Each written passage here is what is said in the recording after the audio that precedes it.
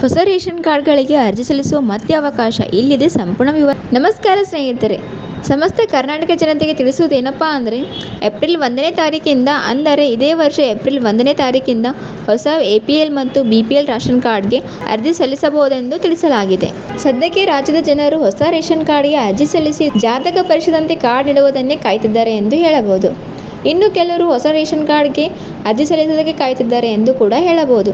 ಇವರಿಗೆ good news ಎನ್ನುವಂತೆ April 1ರಿಂದ ಹೊಸ APL ಮತ್ತು BPL ಪಡಿತರ ಚೀಟಿಗಾಗಿ ಅರ್ಜಿ ಸಲ್ಲಿಕೆ ಪ್ರಾರಂಭವಾಗುತ್ತೆ ಎಂದು ತಿಳಿಸಲಾಗಿದೆ. ಇದರ ಕುರಿತಂತೆ ಆಹಾರ ಸಚಿವ HK ಮುನಿಯಪ್ಪ ಅವರು ಮಾಹಿತಿ ಹಂಚಿಕೊಂಡಿದ್ದಾರೆ.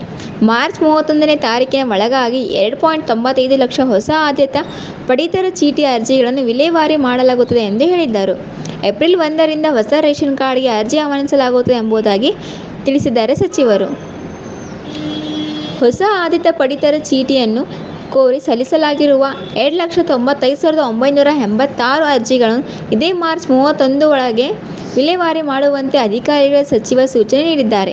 ಏಪ್ರಿಲ್ 1ರಿಂದ ಹೊಸ ಪಡಿತರ ಚೀಟಿಗೆ ಅರ್ಜಿ ಆಹ್ವಾನಿಸಲಾಗಿದೆ ಎಂದು ಆಹಾರ, ನಾಗರಿಕ ಸರಬರಾಜು ಮತ್ತು ಗ್ರಾಹಕ ವ್ಯವಹಾರಗಳ ಹಾಗೂ ಕಾನೂನು ಮಾಪನಶಾಸ್ತ್ರ ಇಲಾಖೆಯ ಸಚಿವ KH ಮುನಿಯಪ್ಪ ಅವರು ಇದೀಗ ತಿಳಿಸಿದ್ದಾರೆ.